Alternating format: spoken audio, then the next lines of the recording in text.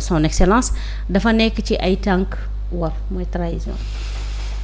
Alors, tout à l'heure on parlait des histoires en Afrique. Ouais. Donc il y a une malheureuse histoire qui s'est déroulée entre Thomas Sankara et Blaise Compaoré. Il y a aussi une malheureuse histoire qui s'est déroulée ici au Sénégal entre Senghor et Mamadou Dia. Pourtant ils ont eu 17 ans de compagnonnage. Et ce spectre sénégalais yi bëgguñu ko te xaaruñu ko.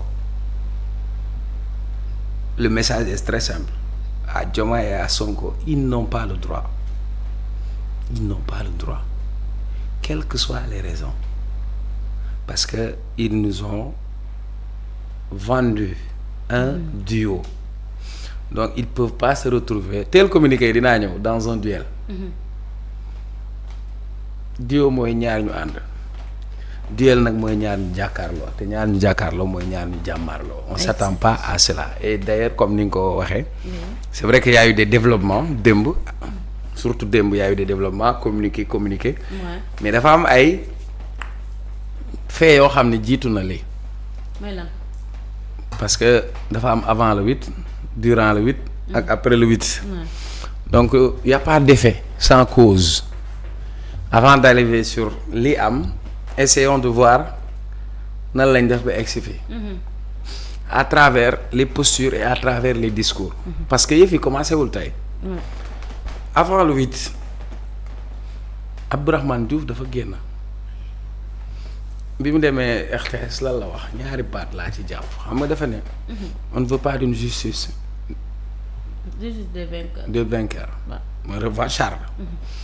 Mais beneen bi mu waxoon man boobu laa retenir doon boobu dafa wax rek xam nga ne xelu politicien laa rek sama xel daw. dafa ne créer une convention. Pour faire bloc autour du président keroog maa ngi koy wax. Créer une convention faire un bloc autour du président mais si on crée une convention un bloc autour du président on le fait contre qui? Voilà. En politique dañ lay wax tout ce qui se fait sans moi se fait contre moi. Donc ce bloc autour du président c'est pour isoler Ousmane Sonko. Loolu laa la waxoon exactement c'est ce que je t'avais dit. Oui.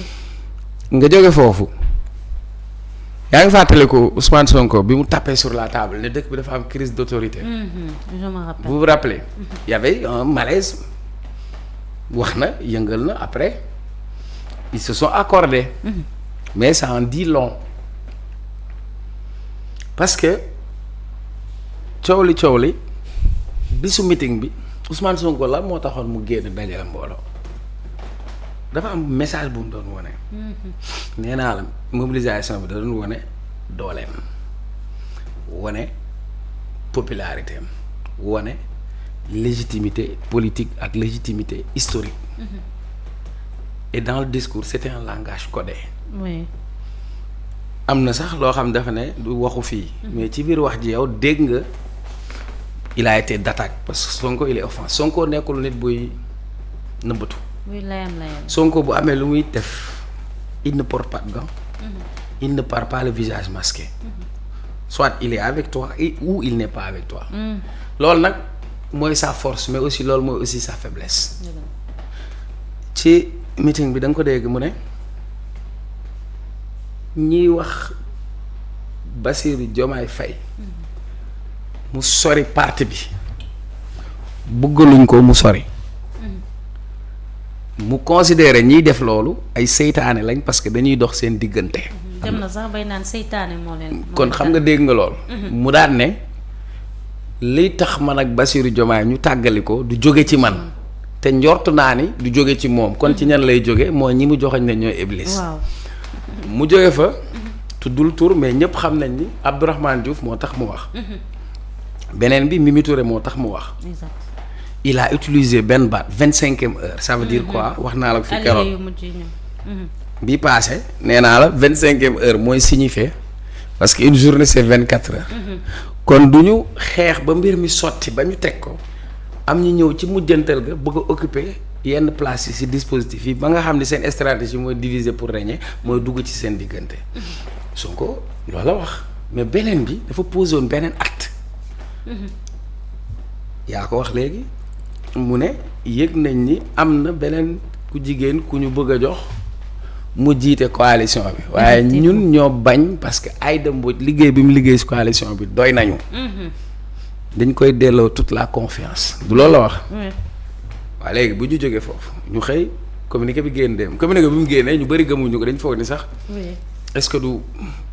yaay la voilà parce que les gens ne s'attendent pas à ce que ñoom ñaar ñu am réeroo. moo tax mu nekk mbetteel ci ñu bëri. am na ñu bëri ñoo xam ni nekk na mbetteel ci ñoom am na yoo xam ni jaaxal na leen parce que xalaatuñu scénario boobu ñu egg fa mais ça en dit long. parce que dans la correspondance dafa am leneen lu mu révélé lu ñu waxul woon. décision bi wàccoon na bu yàgg. parce que le 20 septembre. le 10 septembre le 10 septembre et effectivement dafa bindoon lettre le 10 septembre pour demander à Aïda Mbodj. pour mu dem pour mu bàyyi coalition bi. pour ñu mën ko structurer. Sonko s'y était opposé. léegi nag bu fekkee yow da nga yàgg bind lettre wala nga xam ko da ngay xam ni loolu référence la donc en référence à la correspondance du 10 septembre. mu ñëwaat le 11 novembre pour wax ko ni waxoon na ko. dénkul Mimi Touré mais dafa ne Mimi Touré mooy superviseur coalition bi moom moo war a dérouler l'organisation yëf yi fuité parce que Mimi Touré moo jël correspondance bi dugal ko ci groupe loolu la nit ñi gis sur les captures d'écran. Effectivement. léegi kon mu nekk un désaccord sur des choix stratégiques kii Mimi la jox bopp kii na ko du boobu baaxul. Aïda Mbodj laa jox bopp donc déjà yaa kon le débat ne se pose pas c'est entre Mimi Touré ak Aïda Mbodj le débat se pose que il y a une crise en fait c'est ça la vérité. Ça n'a pas commencé aujourd'hui maintenant. ñoom ñaar nag laay waxal ñoo xam dañuy tëju ci néeg dóorante ay kurpeñ mbaa ñu mbëkkante mbaa ñu xam lu ñu lijjantee seen problème mais bu ñu amee beneen taxawaay su boobaa ils vont se trahir eux-mêmes trahir le projet trahir le Sénégal parce que nous ne méritons pas d'entrer dans ça parce que lii bu dakkulee li mu ñu mën a jural ci ay conséquences parce que jamono jii ñu ngi nekk ci situation économique bu difficile jamono bi nga xamante ni FMI taxawaay bi ñu doon am amatu ko ci réew mi jamono yi nga xam ne yenn partenaires yi notamment la France defatuñ ko nga dugg ci ne da ngay def redressement nga am ay défis yu bëri yu lay xaar lii bu ñu ko réglé wul fàtte seen ego fàtte seen bopp jiital ñoom la leen taxoon jóg su boobaa les conséquences seront catastrophiques parce que nag ñoom ñaar ñëpp ku si nekk am nga ay instruments Diomaye a le pouvoir institutionnel c'est-à-dire l'État Ousmane Sonko a le pouvoir politique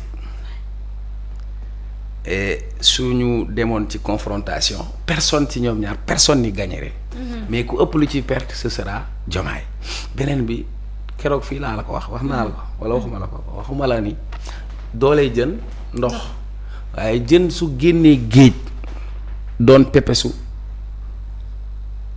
jën bis bu génnee géej nekk ci pepesu te Youssou Ndour dafa waaye mu ne bu jege rek doon xarit kon ndox du togg jën. mi ngi noonu Cheikh Omar balaa nga wëyal tey jii bu ñu demee bay wax trahison est-ce que duñu jàpp ne que ci côté Diomaye la jógee puisque moom dafa démissionné woon ci parti Pastef mu ne simple militant ñu dem ba si biir muy am lu muy taxawal mu mel ni jamono ji base politique lay ut est-ce que nekkuñu jamono ji di vivre avec son excellence Bassirou Diomaye Diakhar Faye un faveur wax waxet comment quand même. non mais c'est-à-dire au-delà de wax waxeet ou def defeet c'est plus profond que ça en fait. et fa laa doon ñëw sax dama ne la. doole jën ndox la. Diomaye ne doit pas prendre le risque de tourner le dos à l'appareil politique de Pastef. Il ne doit pas scier la branche sur laquelle il est assis parce que am na loo xam boo ko defee ce sera un suicide politique. dëgg la parce que benn wéeruwaay benn doole la am mooy Pastef et Ousmane Sonko moo ko désigné woon comme il aurait pu désigner Birame Souleye El Malick Amadou Ba X ou Y donc toute la légitimité politique de Diomaye il le tire de Ousmane Sonko. Exact. Donc se détacher de Ousmane Sonko. Serait un suicide politique. Ouais. beneen bi suñ demoon ba ci crise bi xam nga Sonko démissionné wul assemblée. il a suspendu à tout moment mën na faa donc ça veut dire que toutes les possibilités toutes les probabilités sont là ça veut dire que demain s'il n'est plus premier ministre il retourne à l'assemblée. Assemblée ñi fa nekk ci député yi la majorité est avec Ousmane Sonko. Oui. kon su boobaa Diomaye ne pourra pas gouverner en toute stabilité. Il vaut mieux avoir Ousmane Sonko avec soi que contre soi loolu benn la beneen bi fi nga jëm li si gën a garaaw mooy et je l'avais dit. wax naa la coalition Diomaye amatul raison d'existence. Exact. parce que pour nga exister il faut nga am un objectif en fait. La coalition a une durée de vie du point de vue légal de 3 mois 2 mois avant les élections 1 mois après les élections. Du point de vue politique tu peux avoir une coalition personne ne l'empêche mais pour avoir une coalition politique il faut avoir une ambition politique. Diomaye n'est pas ci li ma xam man nekkul koo xam ni dafa jàpp ni dafa waroon positionné wu en 2029. kon Diomaye amul élection boo xam ni majeure boo xam ni moom war na cee nekk candidat fii ci diggal bi. kon pourquoi il a besoin d'une coalition autour de Diomaye. mooy benn. Diomaye laa dégg nga dégg ko ñu dégg ko mu ne ñu laaj ko question mu ne j'ai pas peur que Ousmane Sonko me fasse de l'ombre. Oui.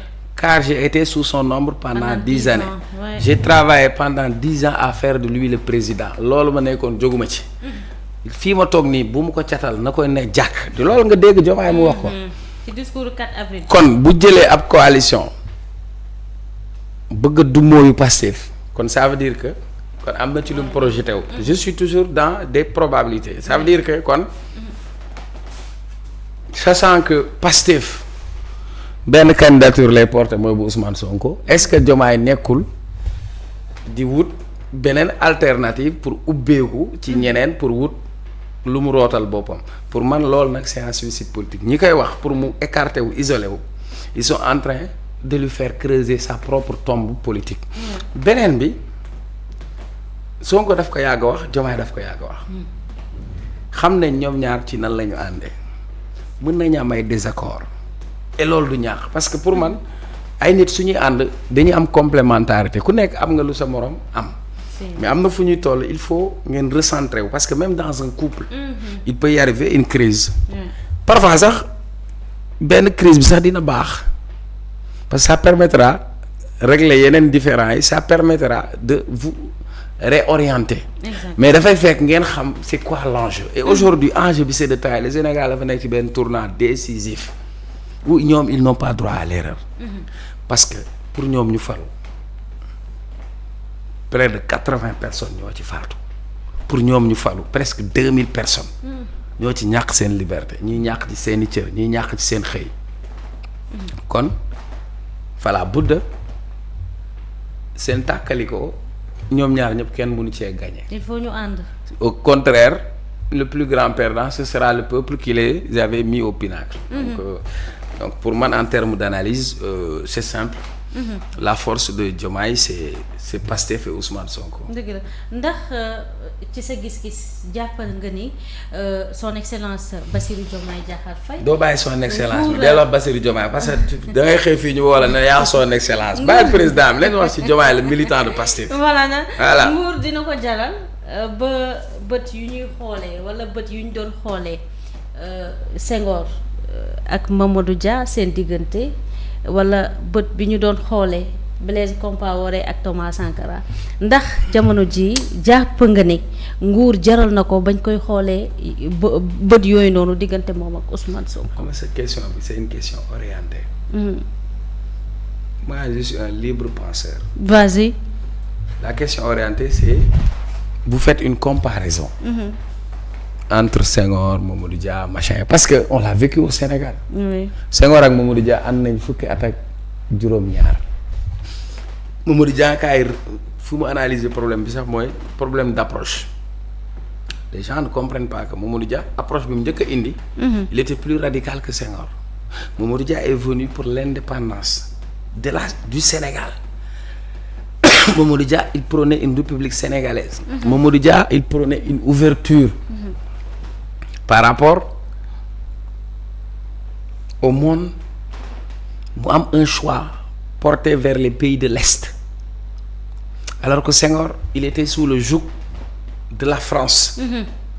Mamadou Dia a été liquidé parce que tout simplement il y a eu des intérêts yu dajaloo. Il y a tout un système qui s'est mobilisé contre Mamadou Dia. Mamadou Dia il révèle que moom ak Senghor musuñu tàqalikoo. amul bis bu ñu déggoowul.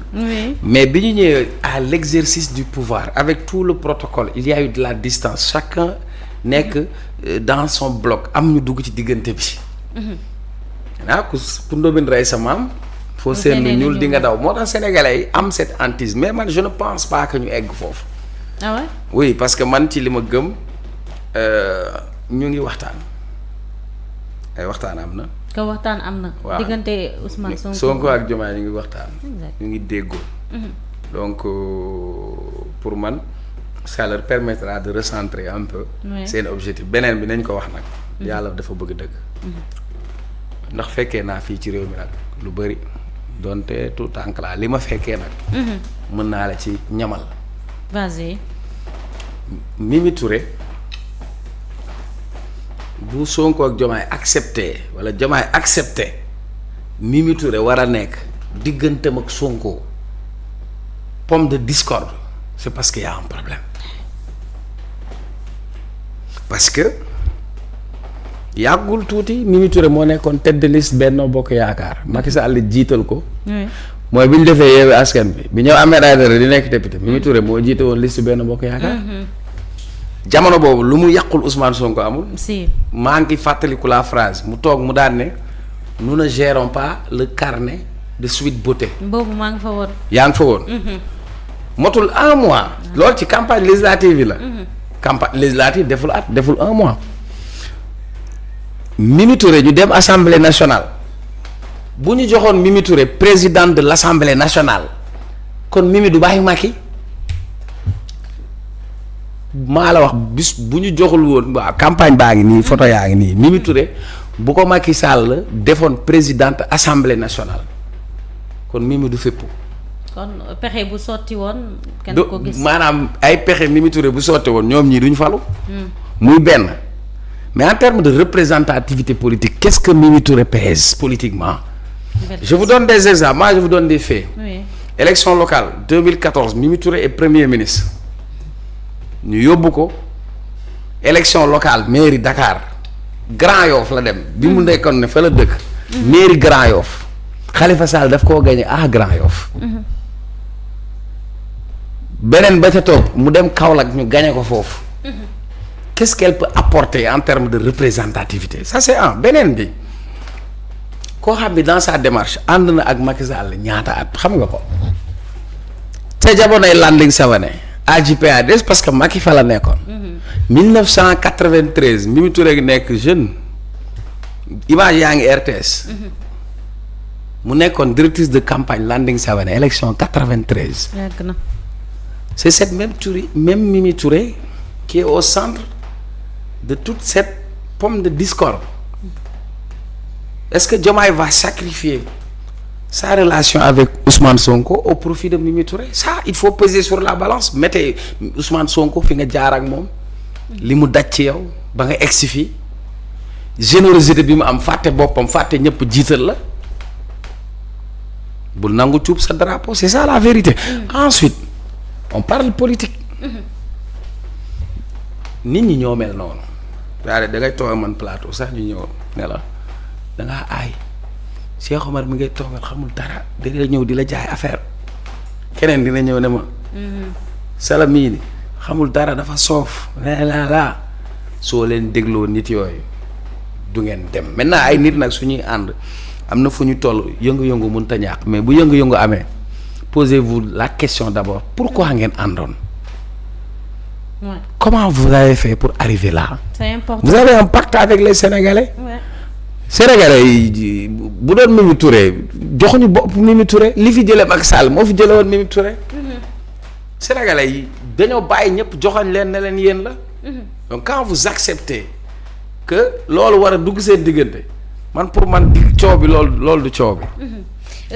Avec tout ce qui se passe actuellement am na ñoo xamante ne même su fekkente ne jàpp nañ ne tension politique dafa am mais am na tamit ñu taxaw naan li stratégie politique la peut-être dafa am leneen lu ñuy lan. bëgg jaar ci maayanu Sénégalais yi. selon toi yow lan nga jàpp. maa ngi nuyu sama soxna. mooy sama ménagère. waaw. moom xam nga yenn saa yi maanaam dañuy débat ba suba quoi. oui ku nekk ak position mais moi je suis démocratique. mais li mu wax dama ko bàyyi xel. et puis mu ne ma yow defal ndànk ñii réeroo wuñu ma ne ko lu tax nga wax loolu mu ne ma waaw parce que ils veulent se retrouver. xam nag léegi dañu bëgg bu ñu yëngalee affaire yi. su ko defee ñu mën a régler waale benn problème ñëpp ñi nga xam ne rax nañ leen ñu mën leen génnee. mën na nekk de. mën na ko politique la lu ne xaj na ci. parce que moom selon elle. du sama xalaat sama jabar moo xalaat man. ànduma ak moom si xalaatam boobu mais dama koy accepter. oui parce que xel du doy elle me dit clairement Sonko ak Diomaye réeroowuñu mais ci mbir mu mel nii la ñuy profité pour régler yenn problème yi. parce que en politique. am na noo xam ne mën ngeen ko def pour vous retrouver entre vous. léegi nag créer benn semblant de crise pour régler benn problème parce que am na ay alliés yoo xam ne ils sont encombrants. donc li droit d'auteur madame Talla noonu man dama ko nangul. moom moo ko moom mais man.